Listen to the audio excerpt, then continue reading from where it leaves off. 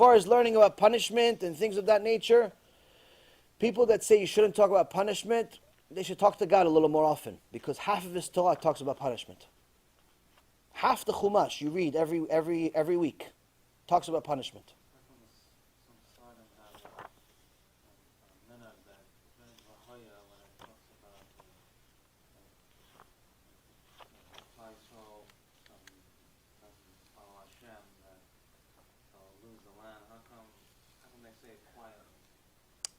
Weak. Weak people. According to our tradition, according to the way of the sages, this only started in recent generations. In the old generations, the parashot of Bechukotai and Kitavo, the ones that are full of curses if we don't listen to Hashem, were actually read extra loud. Not only not low like it is today, were actually read extra loud with a screaming to make sure everyone listens to it, gets scared to death, and does tshuva. Today we've gone to the opposite extreme. So this is obviously not a minhag of the Torah. This is a minhag of, unfortunately, that's wrong. It's not a good minhag.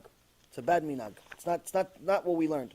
That's not how the Chachamim would teach themselves. I mean, if you actually read any of the books by the sages, even of just the previous generation, anyone that was considered a gadol, you see that the words that they say, scared to death. I was reading this article. It's really more of like a small book. It should be printed into hundreds of thousands of copies, millions of copies, and given to every person in Am Yisrael and the world, I think, by Rav Avidgor Miller, Alav Shalom. I mean, you see the words that he said. I mean, this is 15 years ago. This is not 200 years ago. You see the things that he said. Honestly, I think if he said it in any shul in the world today, they'd kick him out, even though he was one of the Gedolei Ador. This is 15 years ago. He says, I was in the Holocaust. He was there. He left Germany. He left Germany in 1938. He says, don't let people fool you and make you think that the Jews were good before the Holocaust. That they're all tzaddikim. That everyone that died in the Holocaust is tzaddikim. He says it's not true at all. He says, many of them, actually, you know what, I'll read his words so people don't actually think that I said it. It's mamash scary how far we've dropped.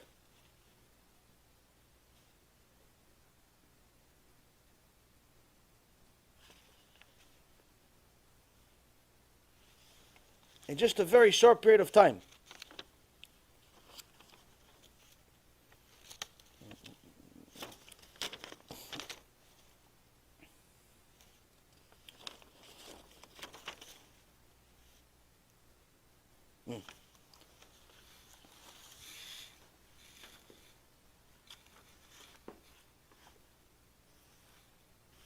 In the beginning of Hitler's epic, the beginning of his regime, Rav Yerachem Levovitz, Zichrono Livracha, the Mira Meshgiach, was still alive. Hitler had already started concentration camps at that time, but he had not yet conquered Poland, and he had not yet invaded Russia, but he had already begun taking Jews, those who were considered political enemies of the state, from their homes and putting them in camps and torturing them. He began that already. At that time, nobody dreamed, even in their wildest nightmares, of Treblinka, Auschwitz, and so on. All they knew of was these concentration camps that Hitler had set up. And you have to know, the Jews at that time were no good anymore. The vast number of Jews in Eastern Europe were rotten already. They were atheists. They didn't believe they didn't believe in God. Don't believe what they tell you, that they were tzaddikim. They were Bundists, they were red socialists, they were atheists. Yes, that they were, but not tzaddikim. The schools that were spreading everywhere were producing enemies of the Torah. There were atheist schools for the Jewish children, They were called the Tarbus schools. They were getting a lot of money from American Jews, and they were using it to build gymnasiums where they were teaching atheism, and where they would learn to ridicule frum Jews and ridicule the Rabbanim and the Torah. And of course, Gehenom was just a fable to them. Doesn't it sound like today? And of course, Gehenom was just a fable to them. It was the furthest thing from their minds. They said it was just a fantasy invented by the rabbis. He might as well say Rabbi Yaron Reuven. Invented Gehenom. Rabbi Mizrahi invented Gehenom. Two people invented Gehenom. 3,000 years before they came to the world. And so Rav Yerucham said that because people were losing sight of the principle of Gehenom, so HaKadosh Baruch Hu is now bringing Gehenom to this world for them to see it. These concentration camps in Germany were terrible, even the early ones. And the ones later on were much worse. But even those, no matter how bad they were only a mashal, meaning they were only a parable for the real Gehenom. And it was a mashal that was supposed to be studied. And the Jews in Poland should have looked at the newspapers where the accounts of what took place in the concentration camps were reported, and have become afraid of HaKadosh Baruch Hu, meaning do tshuva after you see other Jews suffering. Look what's happening here. When the Jews in Poland and Lithuania read about these stories, they should have become all Shomrei Shabbat. They should have taken their children out of the atheist Tarbus schools and put them back into chadarim, into little yeshivot. They had chadarim, little rooms, where they learned Torah. It wasn't like big schools like we have today. Big school, little Torah. Little school back then, lot of Torah. The whole little room, maybe $5. You have a $5 table, $5 table, $5 table. That's considered a big school already. You have 3 tables, bunch of little kids sitting on top of each other. That's the cheder. That's how they learned Torah, became tzaddikim. But what they do, instead of sending them to this, they sent to fancy schmancy schools. Big school, no God. Shem Erachem. If they would have sent them to these chadarim, they would have become Shomrei Shabbat. They should have stopped working on Shabbat. Those so-called tzaddikim. They were rotten to the core. There were factories everywhere, big factories, that were open on Shabbat. When I was in Lithuania, I came in 1932. So on Shabbat, every half hour, a bus left the Slabotka full of Jews to go to Kovno, to go work on Shabbat. In 1938, when I left Lithuania, it was every 5 minutes that the bus was leaving from Slabotka to Kovno, taking Jews to work. Now I left because of Hitler. I was an American citizen. I didn't want to hang around any longer. But they were close. They were trapped and afraid. But did they change? No! Because they didn't want to look and understand the lessons that Hashem was teaching them. Here was a picture of Gehenom, a mashal for Gehenom. Gehenom is much worse than the concentration camps. And they were expected to think about what was going on in Gehenom in this world. So did they come together in a Bet Knesset and cry out to Hashem to save them from Hitler? No.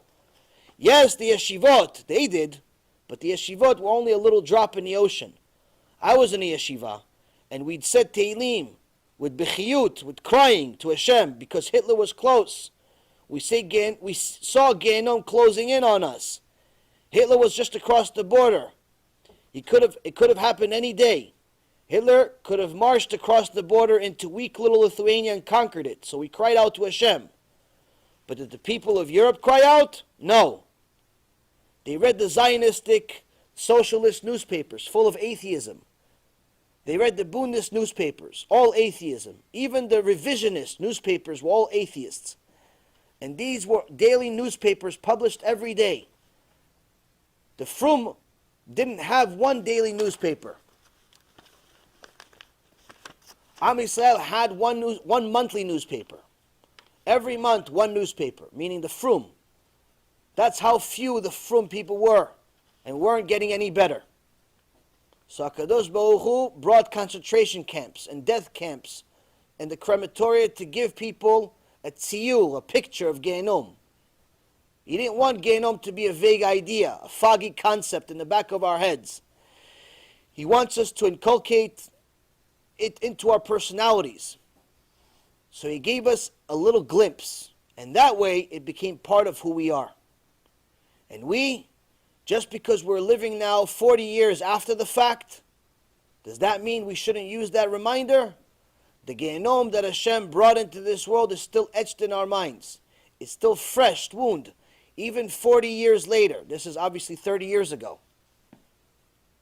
And Hashem wants it to be that way. Hashem wants that tangible feeling of 1/60th of Gehenom to remain with us always. And in that way, prepare to avoid the real Gehenom of the next world.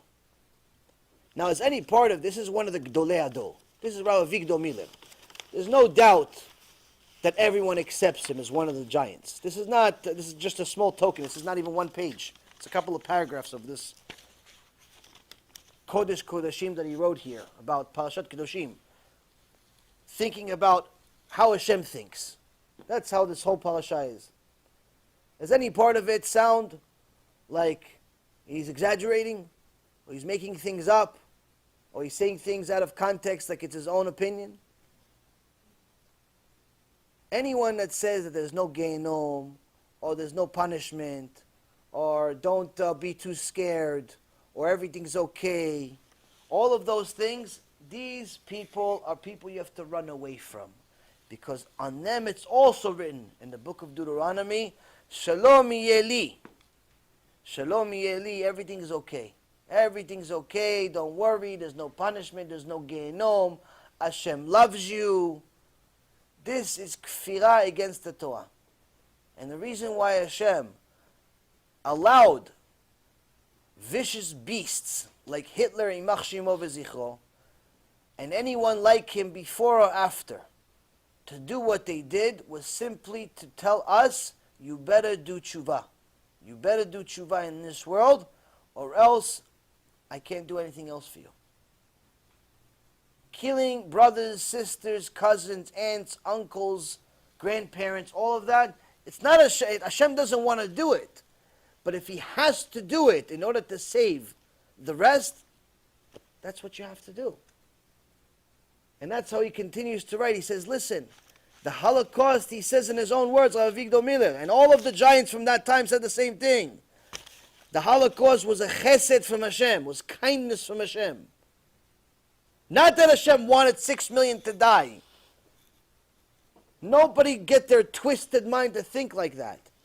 But the reality is that the assimilation of Am Yisrael at that time, marrying goyim, intermarrying with non-Jewish women, intermarrying with non-Jewish men, was to such a high extent, the atheism was to such a high extent, the kfirah, the heresy, was to such a high extent, the Yirat Shamayim was non-existent, the teaching was non-existent aside from kfirah, was such a high extent that if he didn't bring the Holocaust, there would not be an Am Yisrael to give a Holocaust to.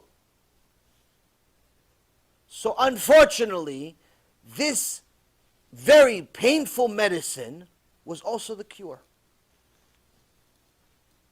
Same thing with Bet HaMikdash, that killed many more people than the Holocaust. The first one, the second one, the pogroms, the inquisitions, the Yetziat Mitzrayim. What do you think? Yetziat Mitzrayim was a walk in the park? Yetziat Mitzrayim was just a couple of guys hanging out over there building a pyramid. Okay, guys, let's get out of here. We finished the job. You know how many millions of people died? Why did Hashem do all of it? Because the only reason why we're here is because Kedoshim to you. You must be holy. You must be holy. Why? Because I am holy. Hashem says, you be holy because I am holy. It's not like it's okay if you don't do it. So anyone that says you shouldn't be scared, I don't know, either they're a baby still, and they're still learning their first words, and that's all they know, don't be scared, or they just never learned real Torah, including Parashat Shavua. They just skipped half the Torah that talks about many, many reasons to be scared. There's many reasons to be scared. Just read the Chumash. Half of it, scared to death. Scared to death. Even if you go to Bereshit, just in the beginning. Just in the beginning. You think about what happened with Cain and Abel. Cain, brother, he got jealous of his brother. He killed his brother. Okay, this is an innocent thing. Do you know what punishment Cain got for it? Even before that. Even before that. Look at what happened before that. That Abel brought a korban to Hashem. And Cain brought a korban to Hashem. But Cain's korban, his sacrifice, was nonsense. Garbage. Hashem says, I don't want your korban. I'm not accepting your korban. So he was upset. He says, do tshuva. Because the Yetzer Hara is sitting at the opening. Lapetach chatat yovetz. The Yetzer Hara, the sin is waiting at the door, meaning you could do tshuva right now and eliminate this Yetzer Hara. Let him go away, go far away, do tshuva right now. Why? If you keep ignoring reality, he's going to stay at the door, you're going to continue making sins and so on and so forth. Same thing goes to the rest of the Torah. Hashem constantly reminds us through all of the prophets, do tshuva, do tshuva, do tshuva. When we don't do it, he kills us. Kills us with plagues, with pogroms, with inquisitions, with wars, with poverty, famine, and so on and so forth. What's not to be scared of? What's not to be scared of? How someone that's not scared of somebody just simply didn't learn, or was blind, or was crazy. I don't know how anybody has the audacity to say that we shouldn't be scared. I'm scared of those people. I'm scared of people like that say that you shouldn't be scared. Because they're a poison.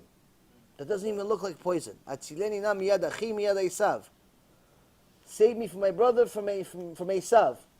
Esav, I know he's Esav. My brother is worse than Esav. Why? He doesn't look like he's Esav. Looks like he's my friend, but he's telling me not to be scared. He's more dangerous, Yaakov says. So, I don't know what these people are teaching. I don't know where they get their sources are.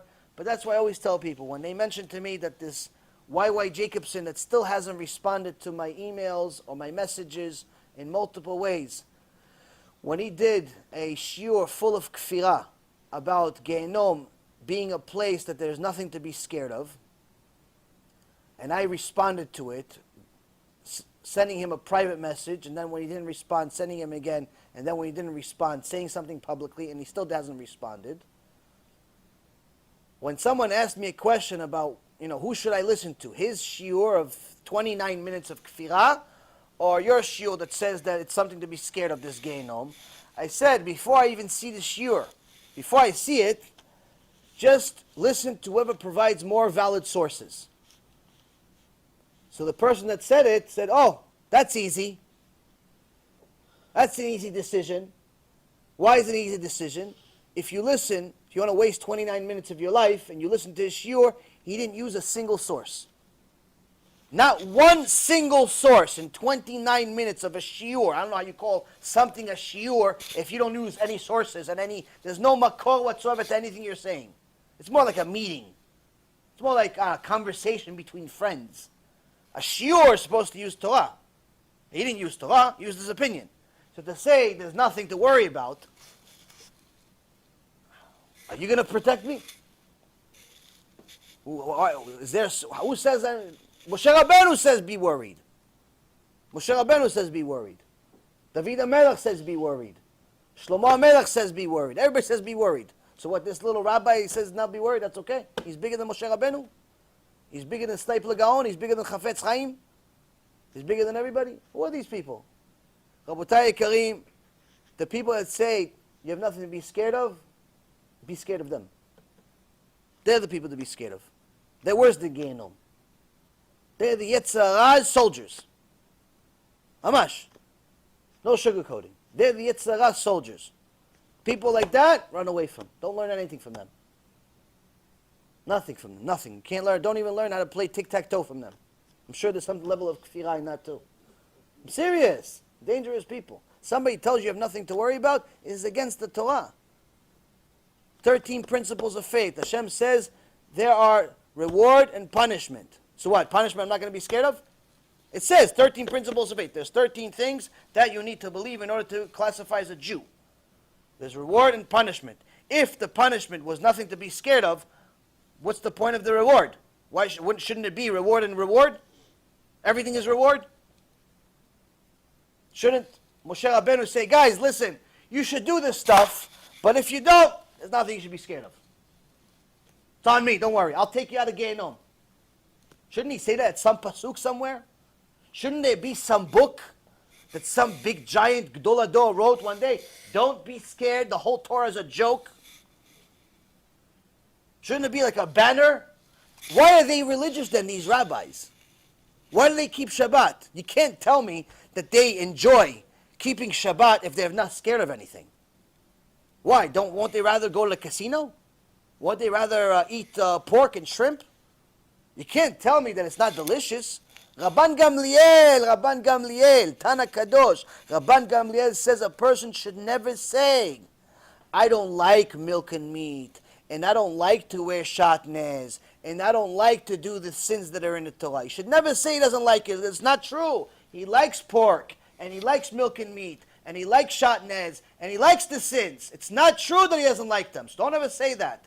Say, I like them, but what can I do that my Father in heaven said I'm not allowed? Because that's true.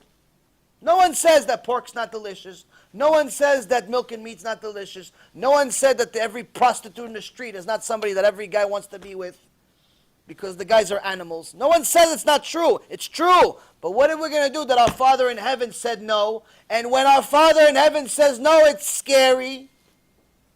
It's very scary, because our Hashem Yitbarach says, when I say no, I mean it. When I say no, that means I'm going to punish you if you do it. I'm going to punish. I'm not your kindergarten teacher that says no, but if you do it anyway, I'm just, okay. I'm not going to teach him anymore. I'm going to talk to him. So, who's not scared? Who's not scared of Hashem Yitbarach? That's kfirah. One of the mitzvot in the Torah is Yirat Shamayim. Rabbi Nachman Mibreslev says that for most people in his generation, which is drastically better than ours, he says for most people in his generation, it's not relevant to talk to them about loving Hashem, to talk to them to serve Hashem out of love, to even talk to them about serving Hashem out of the highest level of Yirat Shamayim. It's not relevant. Rabbi Nachman Mibreslev says, most people in his generation, it's purely fear of punishment. Don't sin because Hashem will punish you. How? Gehenom, cancer, AIDS, whatever. That's why. In his generation, Rabbi Nachman. Like, where's source? Show me. I'm willing. I don't want to do debates with the Christians and the Catholics and all that stuff. It's a waste of my time. There's plenty of material about that. But this, any rabbi you bring, I don't care, it could be anyone. Anyone that wants to debate, you don't have to prepare me. You can bring them here on a Tuesday without telling me, without a notice. Bring me all of his sources, I'll debate him on the spot. If he provides sources for what you're saying, for people, it's not you. For anyone that's saying that you have nothing to worry about, I'm willing to do anything you want. Anything you want. I'll change all my lectures, I'll delete everything, whatever you want. I'll do tshuva in public, no problem. No problem. It doesn't exist. They want to debate, I'll do publicly. No preparation. They can prepare for 6 months. Don't even tell me about it. They can hide. They can, all the little gremlins can go gather together in their cave and gather the 3 sources that they created themselves and come, show up without me preparation. No preparation. Not because I'm a chacham, but because I know it doesn't exist. There's no sources for this information. There's no sources. The only source is from Ben Gurion, maybe. From the Zionists, from the atheists, from the socialists, not from Torah. Torah says you're supposed to be scared. So whoever's telling you not to be scared, my very, very serious advice, without joking aside, is stop learning from these people.